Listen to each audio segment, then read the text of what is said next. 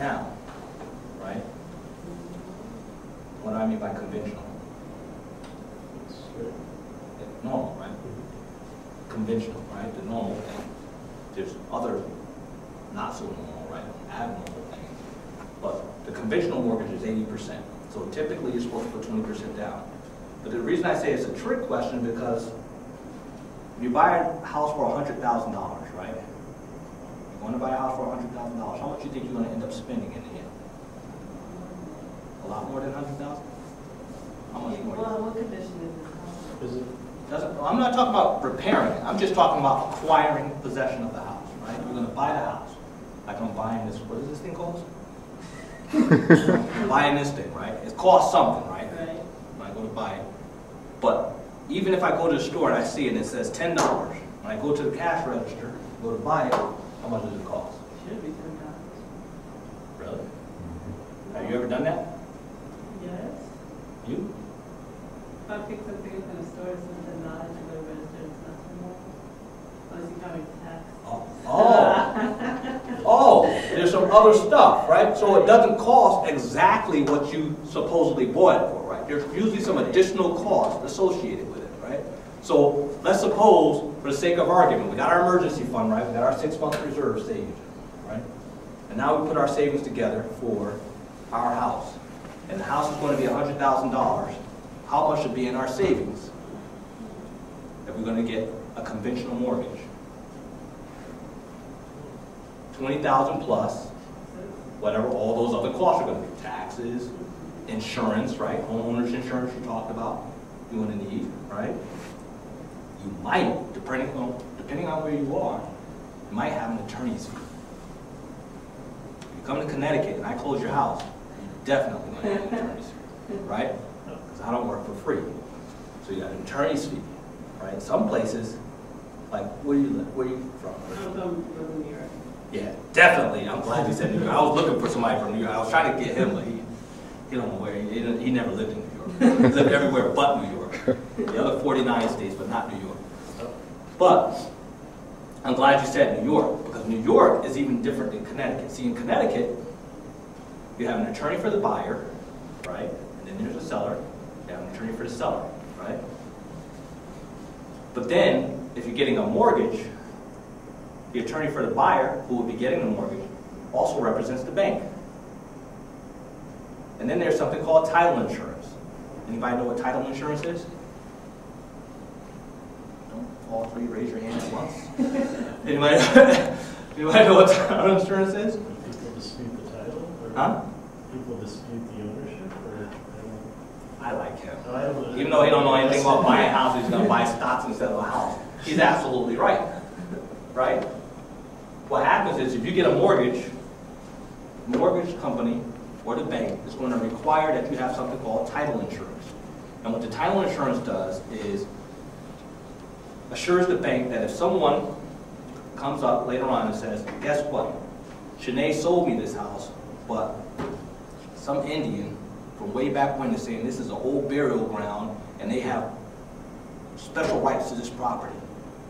So therefore, they want to take the property. The title insurance company has to pay you whatever the house costs you. So in this instance, how much is it you're going to get?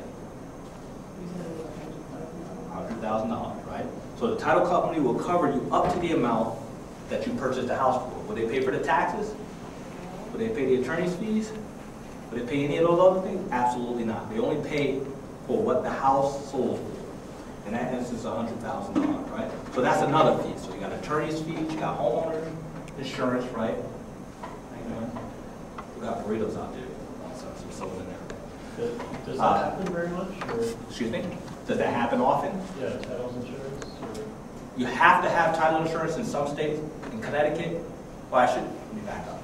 Most banks, if you buy a property, they're going to require you to have title insurance. So it's not even an option.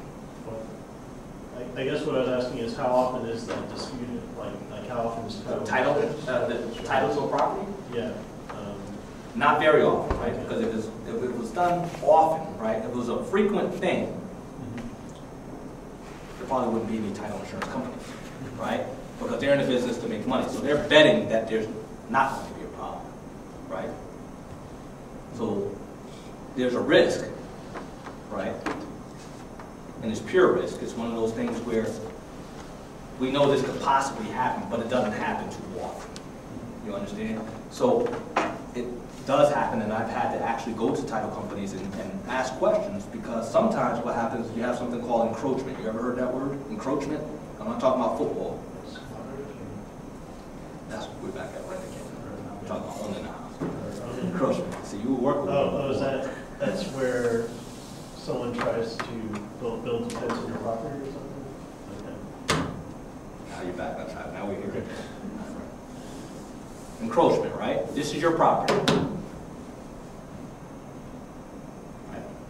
And Dan says, I'm going to build a fence, and my fence is going to encompass this part of your property. Right? Then later on, you go to sell your property. As far as you know, the boundary lines used to be here, but there's this fence there. And you go to sell it,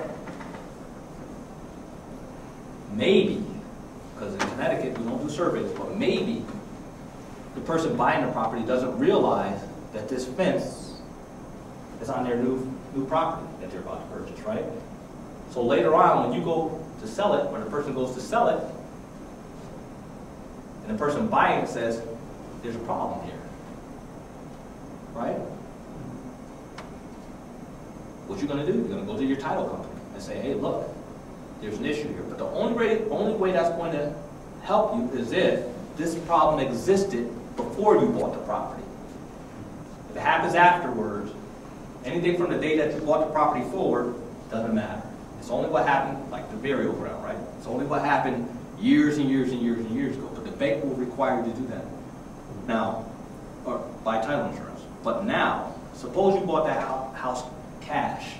Do you have to have title insurance? Should you get it? Dan? What do you think, Matt? Should you get it? You don't have to have it. Depends how much it costs.